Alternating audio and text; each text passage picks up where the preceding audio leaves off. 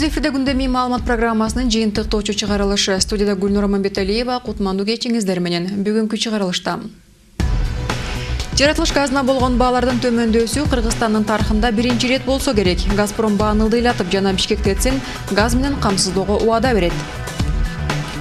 Электр энергиясы үчүн төлөөдөгү жеңилдиктер сакталып каларын энергетика жана социалдык өнүгүү министрлиги ишендирет. Эксперттер муктаждарга жардам өлчөмүн көбөйтүүнү сунуштайт.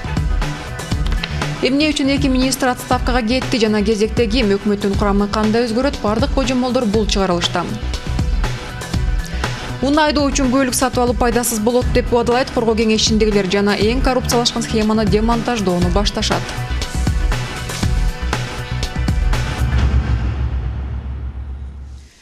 1 октябрдан тартып калк үчүн газга болгон тарифтер куб метрине 12 сом 95 тыйынды түзөт. Бул туурасында Газпром Кыргызстан ишканасынын басма сөз кызматы билдирет. Төмөндө 21% түзөт. Эске салсак, Газпром башкармасынын төрагасы Алексей Миллердин Кыргызстанга болгон сапарынын жыйынтыгында жаратылыш газын сатып алуу баасын дээрлик 1,5 эсе азайтуу чечилген. 1000 куб метрине $224 ордуна $165 алынат. Бул азык-түлүк товарларына дагы баанын төмөндөсүнө алып келери күтүлөт. Президент Алмазбек Атамбаев Газпром башкармасынын төрагасы Алексей Миллер менен телефон аркылуу сүйлөшүүдө Бишкек ТЭЦине жаратылыш газын жеткирүү маселесин талкуулады. Газпром Бишкек жылуулук электр борборуна 100 миллион метр кубка чейинки жаратылыш газын ТЭЦке чейинки ташып келүүгө кошумча төлөм менен жеткирет. Бул туурасында Алексей Миллер билдирди. Сүйлөшүү Газпромдун демилгеси менен болуп өттү деп билдирет президенттин пресс кызматы. Бүгүн эле Орусия президенти Владимир Путин өлкө башчыбыз Алмазбек Атамбаевди телефондук сүйлөшүү учурунда туулган күнү менен куттуктады.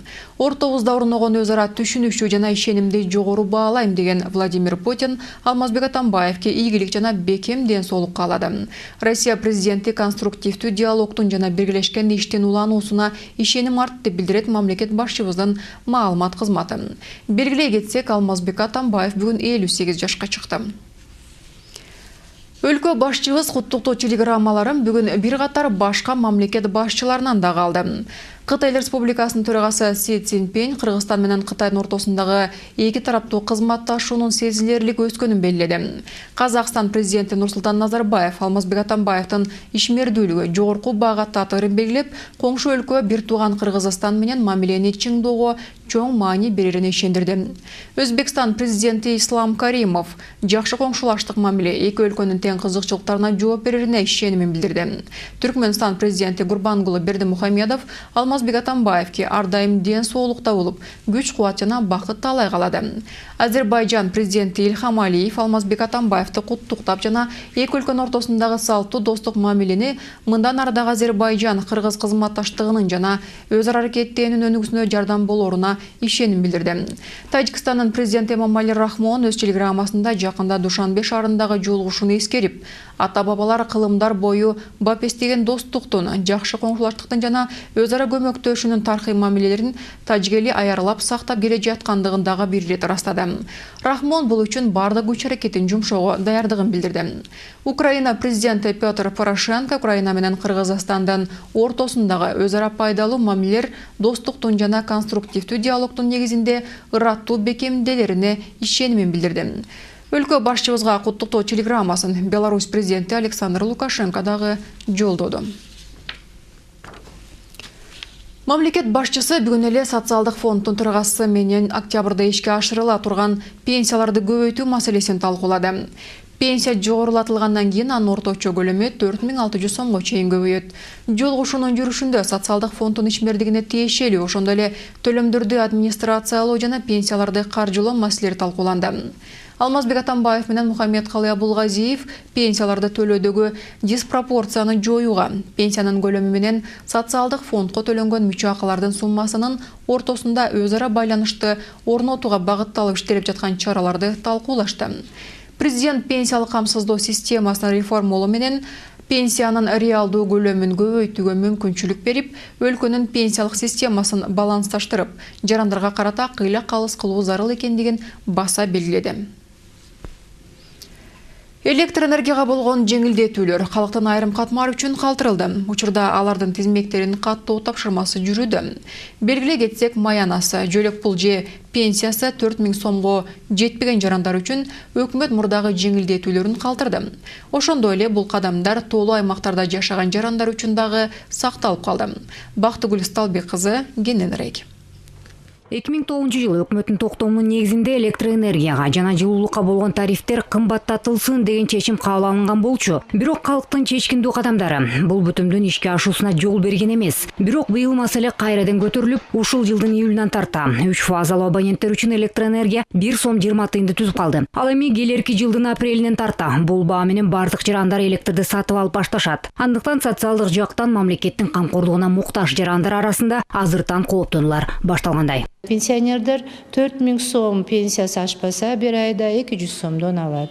Анан дагы бир көп перечень бар, 26 перечень. Бул жанагы акча жетпеген, же энатасы жок балдар деген, сираты, же вдовы Великой Отечественной войны. Ошо 26 перечень ичинден 1000 сом, 7000 сом чейин bir айда алышат.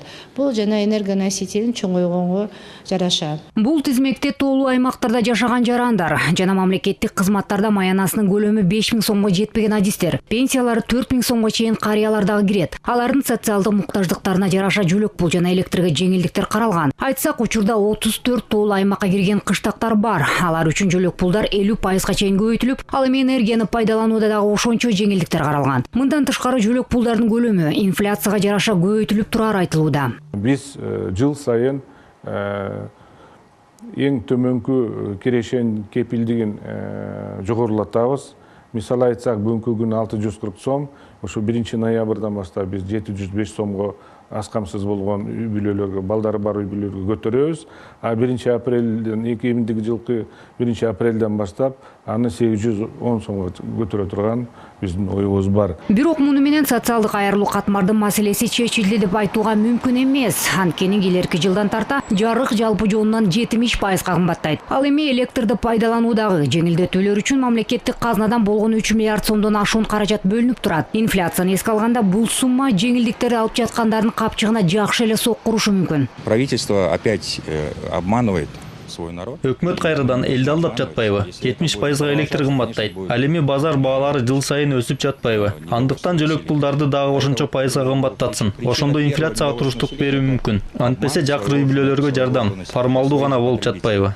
Быйылкы кышта жарык калктын 30%-на орточо эсеп менен 8 саатка өчүрүлөрүн премьер-министр кесе айтты. Бирок эксперттердин баамында бул убакыттык чектөө дагы жогорулашы мүмкүн. Бактыгүл Сталбек кызы, Иван Чижиков, 5 канал. Ош шаарынын бийлик энергетика жана өнөр жай министрлигине электр энергиясынын лимитин жогорулатуу жөнүндө сунуш айтууну көздөп турат. Жаратылыш газынын жоктугунан экинчи борбор каланын тургундарына чектелген лимит жетишпей калары ыктымал. Ошол эле убакта жарыкты үнөмдөө үчүн кала бийлиги электр кубаты менен иштеген от казандарды көмүр менен иштөөгө өткөрүп, көп кабаттуу үйлөрдүн жылытуу системаларын оңдой баштады. Динара Касымова теманы улантат. Гүлнара Шаниева жашаган бөлмө 20 жылдан соң кайра жылуулук тутумга кошулду. Акыркы жылдардагы кыштын суугу жашоочулардын эсинен көпкө чейин чыкпай тургандай болуп калган эле. Тез-тез 2 саат, 4 саатта өчүп турчу. Себептен трансформаторлор көтөрбөйт эле. Баягы рубильниктер өрттөнүп, нагрузка келет болчу да. Бул эми үмүттөнүп атабыз, аябай жылуу, жакшы үйдө отурабыз, жылуу үйдө деп отопление курулуп атат. Үй бүлөлүк жатаканаларды кайрадан жылуулукка улаштыруу иштери жанданды. 23 быйыл борбордук жылуулукка туташат. Бул жумуштарды аткарууга мэриядан акча бөлүнгөндүктөн жатакана жашоочуларына оорчулук деле түшкөн жок. Аларда газ жылуулукта жок болгондуктан басымдын баары жарыкка түшүп, кыш күндөрү көмөк чордондор жарактан чыгып, авариялык өчүрүүлөр көп болчу. Эми жылдагы абал оң жагына өзгөрбөй болду. Центральный отопленияден отказ кылып алчу эмес. Себеби албаганын себеби трубопроводдордун баары коммуникациянын эскилиги жетип калгандыгына байланыштуу. Шаарыбыздын мэри Айтмамат Энтебаевдин демилгеси менен быйылкы жылы ушул өкмөтүбүздөн акчаны суранып алып, ушул жатаканалардын система отопленияларын бекер оңдоп берип атабыз. Трубопровод и отопительный приборлорун коюп берип атабыз. Бул отказандагы быйыл жылуулук берүүнүн альтернативдик ыкмасына өттү. Мурда электр жарыгы менен иштеген отказан эми көмүр менен буу чыгарганга мүмкүнчүлүгү бар. Электр энергиясынын чектөөсүнөн коркпой өздөрүнүн керектөөчүлөрүнө жылуулукту үзгүлтүксүз бере алышат. 3 фазадан да биздин электр котелдор бул жерде 2500 киловатт котелдор да, эми өтө чоң мощносттагы котелдор. Эми анда айтканда электр энергияны эбеге эси тартат да. Ошон үчүн атайын самый өзүдөн Кыргызстандын көмүрү өзүдөн чыгат. Үнөмдөө жолунда ушу көмүргө өтүп жатабыз. Жергиликтүү бийликтин кышка карата даярдыгын бүгүн шаардык кеңештин эл өкүлдөрү кезектеги сессияда угушту. Кышка карата даярдык жакшы делгени менен көпчүлүк эл өкүлдөрүнүн купулуна толгон жок. А дегенде эле шаар тургундары арзан көмүр менен камсыздалып жатат делгени менен көпчүлүк шаар тургундары бул кызматты пайдаланыш элек экендигин айтып чыгышты. 4 сомдон деп айттым, мына сатылып атат дейт. Айтыңыз, кайсыл жерге мен өзүм барып көрөйүн деп. Себеби дегенде эртең менен мен ушул сессияга келатканда айтышты, элдер 10-дан чыгышып алып туруп. Урматтуу депутат, айтып койсоңуз 4 сомдон деп телевизордон башкадан айтып атат. Бизге болсо 4 сомдон бир жерде көмүр ала албай атабыз. Эң кем 5 сом 20 тыйындан алда болбой калса ушу 5 сомдон, калганы болсо 7 сомго чейин чыгып кетип атат депчи. Кала бийликтен убада кылган бекер газ баллону менен электр плитасы ноябрга чейин толук таркатылып берилет.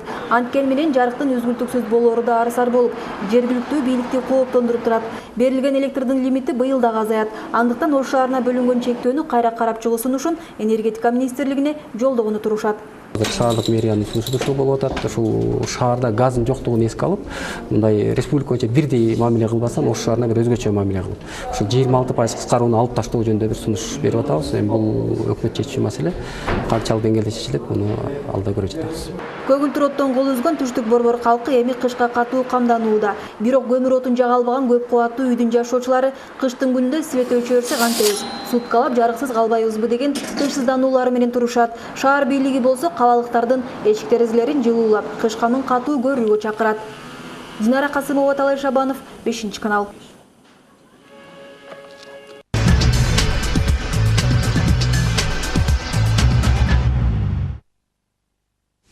Өкмөт Жаштар, эмгек жана миграция министрлигинде кадрдык өзгөртүүлөрдү жасайт деп билдирди Жомарт Оторбаев ишкерлик жана инвестицияны өнүктүрүү боюнча кеңеш отурумунда. Өкмөт башчысы ишке уруксат берүүнү иретке келтирүү тапшырмасын министр Алиязбек Алымкуловго 4 ай мурун тапшыргандыгын эске салды. Бирок ал аткарылган эмес. Оторбаев Жаштар министрлигинин дарегине сын жетиштүү экендигин белгиледи. Ал ортодо дал ушундай министрлик даректерине айтылган сын пикирлер күн мурун эки өкмөт мүчөсүнүн экс болуп калышына алып келгендигин эксперттер болжушот. Эске салсак, кечээ ИИМ башчысы менен маданият министри кызматтарынан кетишти. Алардын отставкаларынын расмий түшүндүрмөсү менен чыныгы себептеринин айырмасы бар. Министрлер эмне үчүн кызматтан кетишти жана кезекте кимдер турушу ыктымал? Бактыгүл Сталбек кызы кененирээк. Маданият министрлигине чейин Камила Талиева өкмөттүн социалдык тармагына ар намыс фракциясы тарабынан дайындалган. Бул кызматта кыска убакытта 30га жакын кеңешчи жардамчыларды 13 жолу айдоочусун алмаштыруусу менен эле эсте калды көрүнөт. Кийин маданият тармагын жетектөөгө келди. Бул кабарды тармак ишмерлери оор кабыл алды. Андан маданиятты жоктоп өкүрүк салгандары жөн жерден эмес экен. Маанилүү маарекелерде Талиева айым аттын кашкасындай таанымал манасчы Саякбай Каралаевди композитор деп, ал эми эмгек сиңирген артисттерге таандык чыгармаларды алмаштырып чогулгандарды жер каратты. Дал ушул айтылгандар Камила Талиеванын отставкасынын себеби болду окшойт. Ал эми башкы милиционер Абдылда Суранчиевдин иштен кетүүсүнүн расмий формулировкасы өз каалоосу менен арыз жазуусу. Аны президент кабыл алып, Алтурсун Суранчиевге коомдук тартипти сактоодогу салымына ыраазычылык билдирди. Маданият министрине караганда катуу чуулуу окуялардын чордонунда калбаган менен Суранчиев тармактагы реформаларды да жасай алган жок. Серепчилердин баамында анын иштен кетүүсүнө дал ушул ишти алдыга жылдырбоосу себеп болушу ыктымал.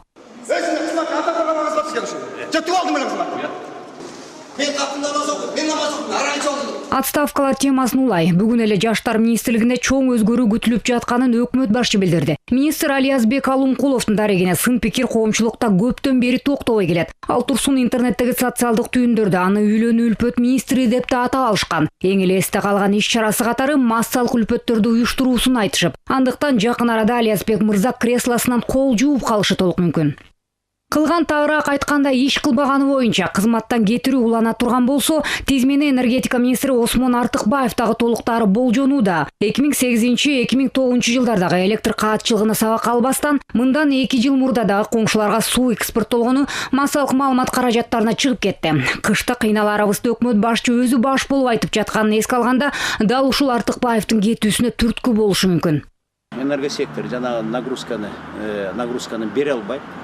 И елдин потребителдер кардардын эметип аткан электроэнергияны бере албагандан кийин ошо энергооборудованиялар в критический режимде иштешет. И критический режим иштегенден кийин же отключать эте башташ керек, же жанагы эч сапаты аз, сапаты кичине ылдый болгон электроэнергияны берип отуруп, анын сөзүнө бардыгына жеткизе алышпайт.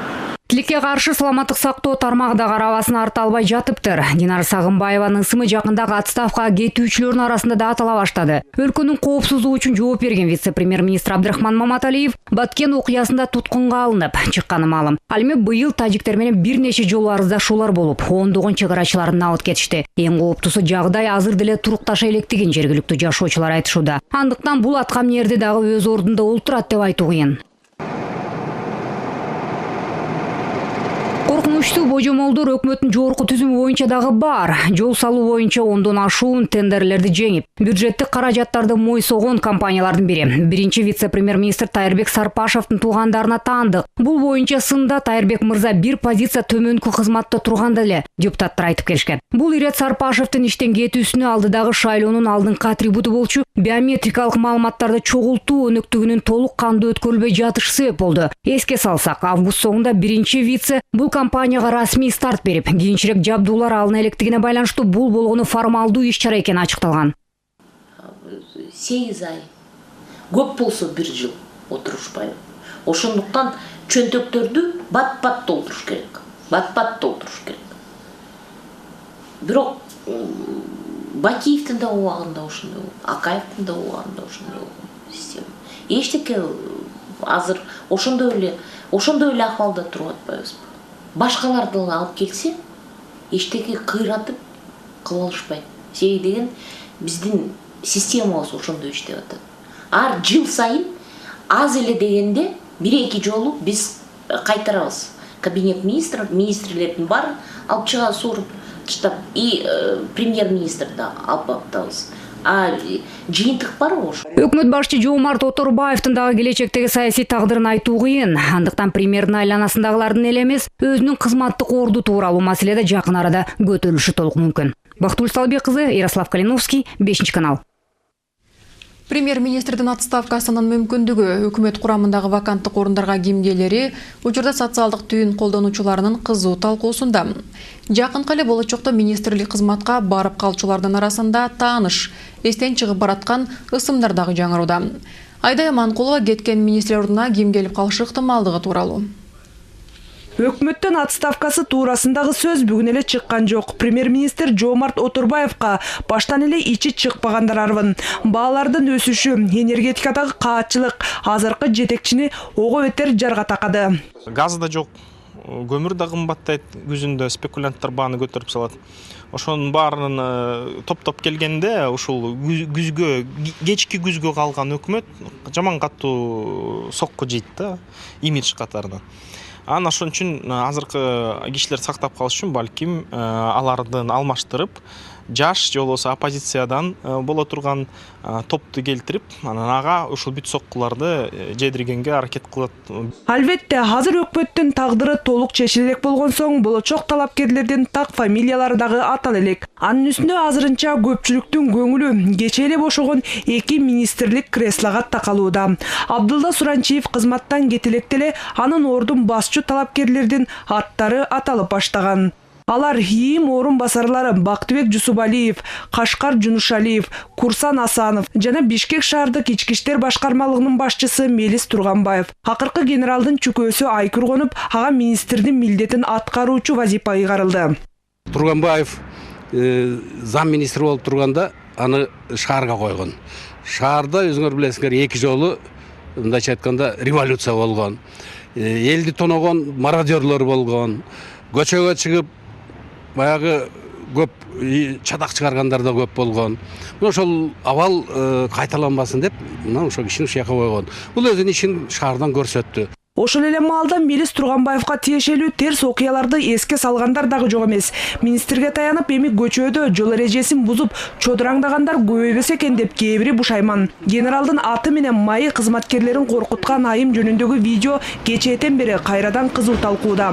Номер суда дай, говорю. Я сейчас Мелис байке позвоню. 6 жыл мурун болсо айрым жымыкалар Мелис Турганбаевдин кыз зордуктоого аракет кылганын жазып чыгышкан. Анда генерал ИИМ орун басары болчу. Бирок бул маалымат тастыкталган эмес. Турганбаевдин айланасындагы имиштер азыркыга чейин ого эле көп. Мисалга Турганбаев наркобарондор менен жакын.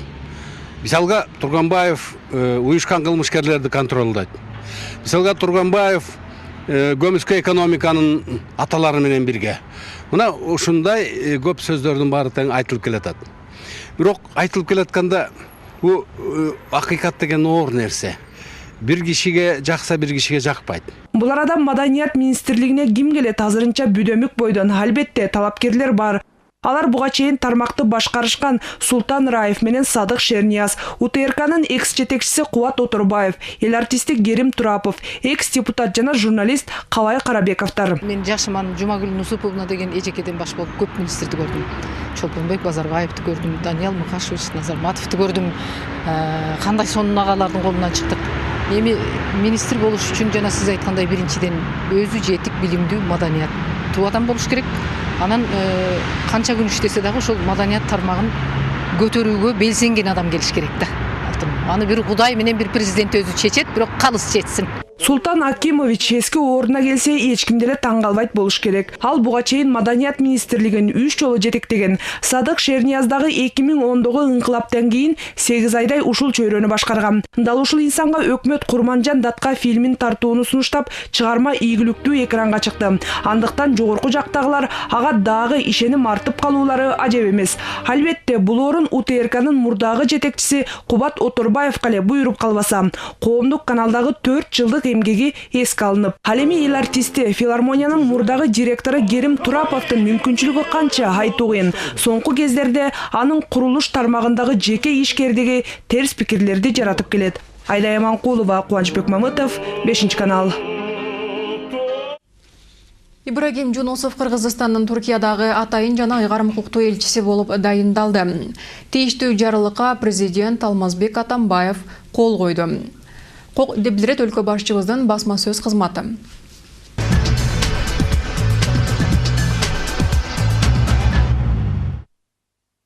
Үстүбүздөгү жылдын аягына чейин кумтурушканасын түзүү боюнча юридикалык маселелердин бир тобу чечилет. Октябрдын башына чейин өкмөттүн өкүлдөрү канадалык тарап менен 3-чү жолугушуусун өткөрүүнү пландап жатат. Эсиңиздерге сала кетсек, экинчи жыйында юристтер келечектеги ишкананын нормативдүү баскычтарын талкуулап чыгышкан. Бул арада министрлер кабинети эл аралык соттун жарыяны баштала электе жер үй алтын кени боюнча кезектеги сынакты жарыялады жана кокусунан Кыргызстан тарап соттон жеңилип кала турган болсо, финансылык карыздарды жаңы инвесторго жүктөөнү көздөп турат. Белдүү инвесторду эмнелер күтүп тургандыгын биздин кабарчыларыбыз иликтеп көрдү. Эреже боюнча бардык эле мамлекеттерде жаратылыш ресурстары өлкөнүн экономикасына кириш алып келет. Ал эми Кыргызстанда башкача болуп жаткандыгын атка минээрлер айтып эле жатышат. Алар шахматтын тактасындагы фигураларындай туура эмес жүрүш жасашып, мурдагы эле эл башындагылар коррупциялык схемага жол беришкен. Саясаттануучулардын пикиринде анын айынан Елисеев жана Ширшовдордун күнү тууп, алардын азыркыга чейин тоокен тармагынын өсүшүнө кедергиси тийип келатат. Биздин геологиянын эрежелеринде көп Ширшовдун схемалары, коррупциялык схемалары бекитилген. Ошону мына канча министр соттолуп атат, баары бир жаңы министр келсе да аны өзгөрткөн жок. Жана ошо бойдон эле ошол түшүнүксүз бир кандайдыр бир схемалар менен иштеп атат да, эл азыр ишенбей жатат.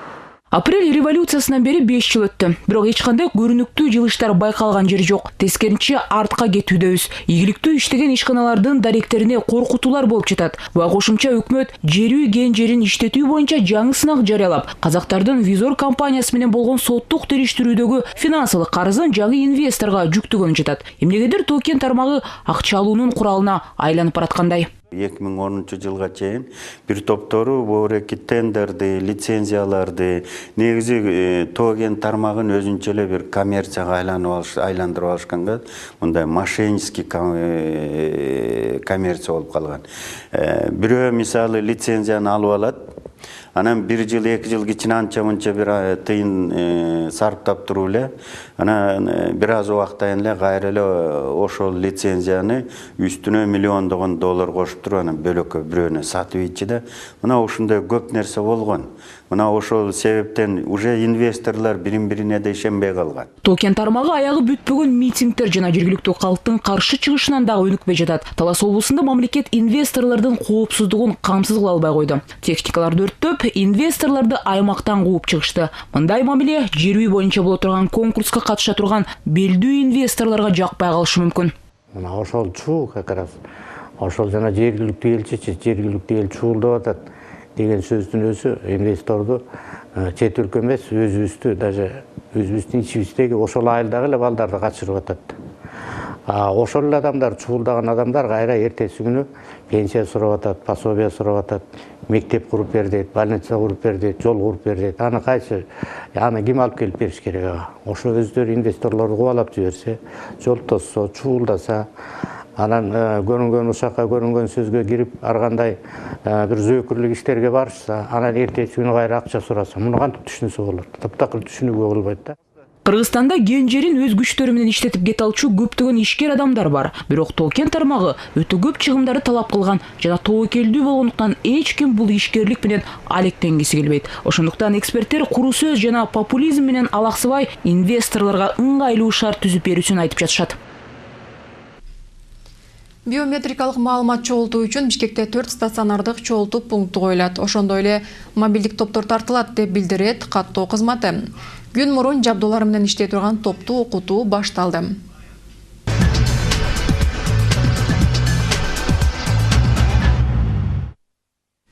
Үйлөнүү үлпөт кортеждеги автоунаалардын санын 5ке чейин чектөөнү парламентте демилгелешүүдө. Депутаттардын пикиринде мындай чара жолдордогу тартипти сактоого жардам берип, автокырсыктардын санын азайтат.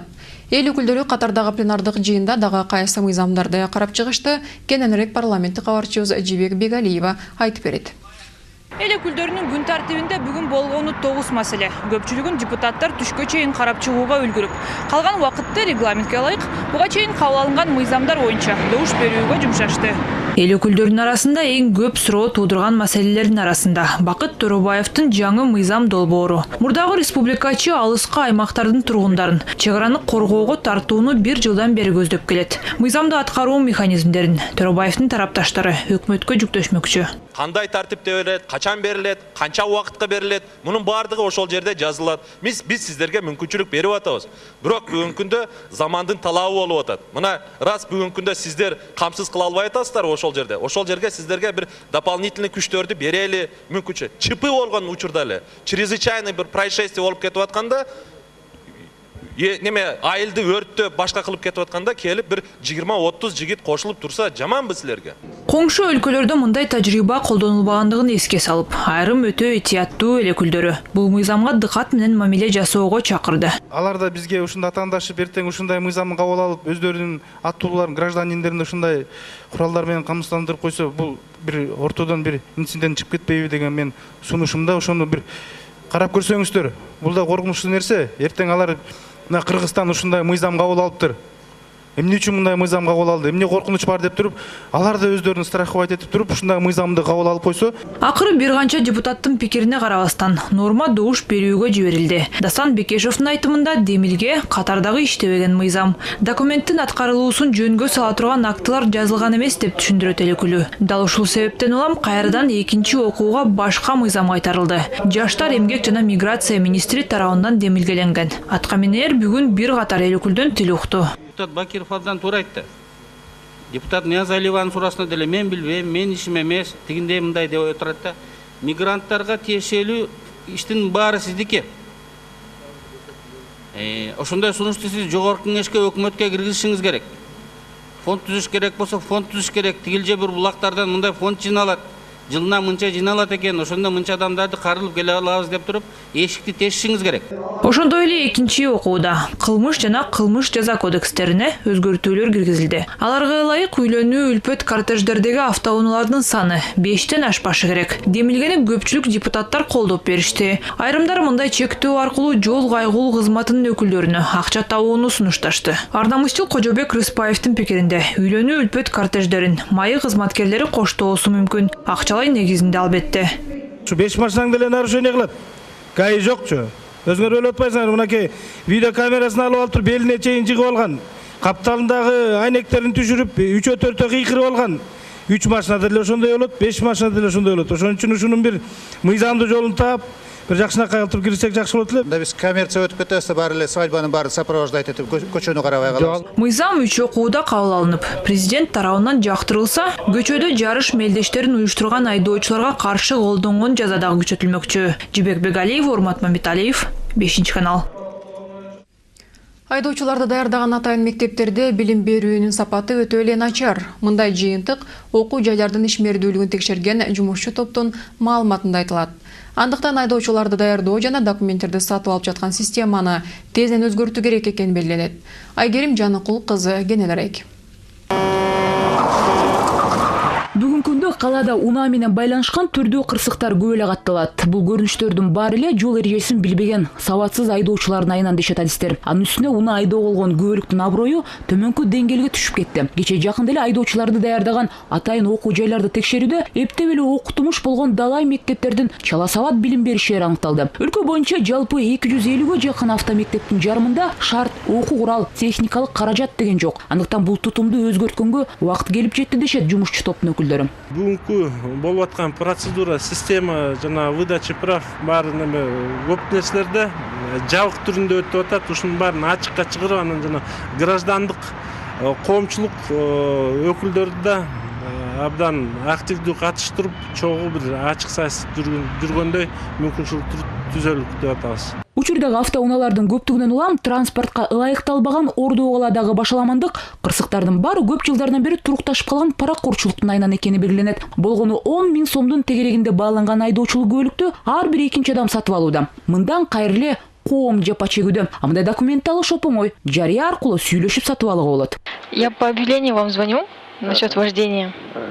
Можете права где-то купить, можно сказать. Это на категории будет стоить где-то 4 000, 8 000 стоит где-то. Жол кырсыктардын көбү тажрыйбасы аз айдоочулардын айынан экенине жол сакчылар да кошулат. Алар көбүнчө айдоочулук көлүктү сатып же белек алган жаштар, же болбосо шаарды сатып алгансы эле элдерди коркутуп айдаган чоң кымбат унаалардын ээлерин айтса болот. Биринчиден айтарым, эрежени бузгандар жаңы рульга отурган жаштар. Анан вот основном ошо жаңы рульга отургандардын ичинен кыздар көбүнчөсүнө. Экинчиден өзүңөр деле көрүп билгендей чоңдордун атап айта албайм да. Чоңдордун машинелери бар, правительство машинелери жүрөт. Дипломатский мындай кызыл номерлар бар. Алар даже керек болсо светофордун жашыл кызыл күйүп турганда карабайт, өтүп кетет. Айдоочу эрежени бузбастан өз катарында унаасын айдаса, экинчи же үчүнчү катардан келип бурулбаса, жол коопсуздугун сактаса эч кандай кырсык болбойт беле дешет айдоочулардын өзү. Түшүнбөгөндүктөн бартың элечи. Бүт бар окугандыктан. Тажрыйба жок, неме жок, салдерность жок, шопурлукчу.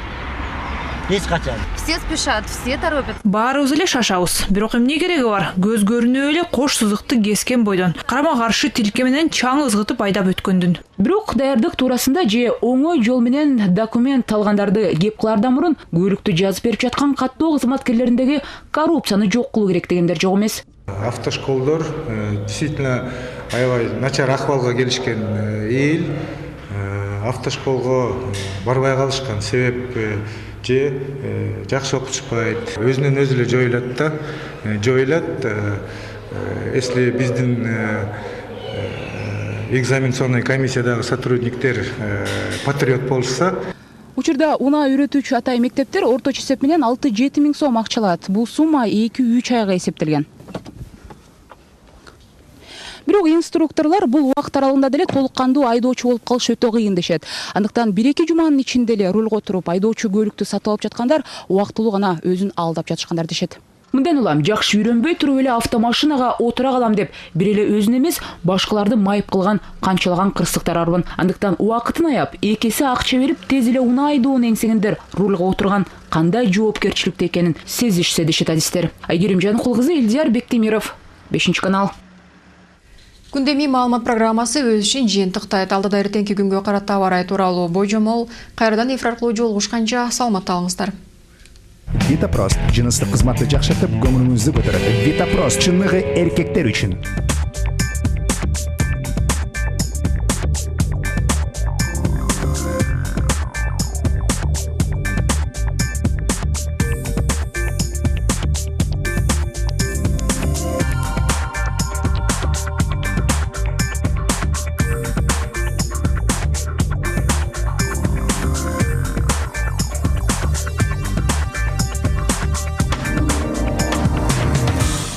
Азамат, менеджер, Макс, тоолы жасынын фанаты, Мурат саунага барууну жакшы көрөт. Бирок бар үйдө калышты. Кызыктуу жана маанилүү иштерге өнөкөт простати тоскоол болду. Алган эмес, үй бүлөлүк мамилелерди татаалдатты. Витапрост дарысы менен комплекстүү дарылануудан 10 күн өткөн соң бар өздөрүн жакшы сезип калышты. Витапрост ооруну, жайсыздыкты азайтып, зара чыгаруунун бузулушун азайтат. Витапрост жыныстык кызматты жакшыртып, көңүлүңүздү көтөрөт. Витапрост чынныгы эркектер үчүн.